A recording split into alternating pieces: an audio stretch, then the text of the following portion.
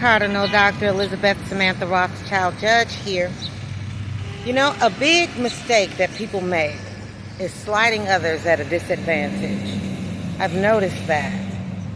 Some persons, when it's time for them to do their part, will hold out and make their part contingent on what they can get from someone or how they can disadvantage someone. When it is your turn to input, your turn to do your part, then do your part. That's your accountability. That's your responsibility, and it is also your duty. When working in teams and groups, one must depend on the group, and the group must depend on each individual in that group. When one person or more decides that they're not going to do their part and they'll hold out so that they can receive some sort of undue credit, adulation, extraordinary compliments, monetary gain, or other types of advantages, then it messes things up for everyone. And most of all, it messes things up for that person. When someone is depending on you or expecting you to do your part, it is not pragmatic, and it is quite unreasonable to be arrogant and expect that someone should bow down to you for something that you're supposed to do. Rewards are great to receive, but when you are expected to achieve, then the reward is really extra. It is not a bribe to get you to do your part. In my experience, I have been in situations where others thought that I needed them for something. And the fact that I needed them, or so they thought, for something, gave them an arrogance whereby they expected for me to beg them, or even they begin to be distant and despondent. I'm unable to communicate with them when they know that I'm expecting them to do their part and play their role.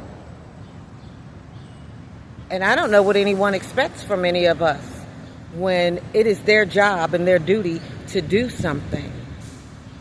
And then when they are expected by others, especially by their superiors, persons who have supervisors, managers, bosses, other persons to whom they are subordinate, who refuse to do their parts, or when it's their turn and everyone is depending on them, they begin to act funny, be very negative. They are unable to be communicated with effectively. They don't understand anything. They refuse to be reasoned with. Well, we know not to let these sorts of persons on our teams and not to depend on them for anything. I make it a point to be self-sufficient. That way, if someone ditches off their part for their arrogance, for an opportunity to be arrogant, then I won't be left hanging. I'll do what I have to do to complete any project with or without the persons who should be doing their part.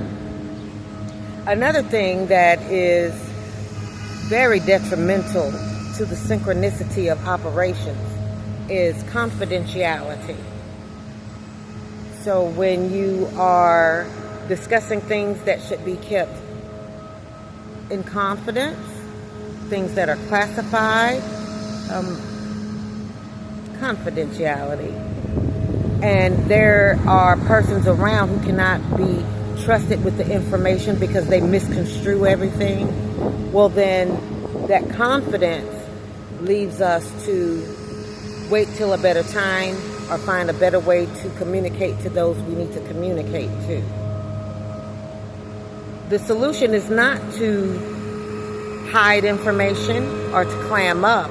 The solution is to rid ourselves of those persons who cannot be trusted and who misconstrue everything they hear and make a problem, mess, and chaotic situation out of everything they do. And that resolves that.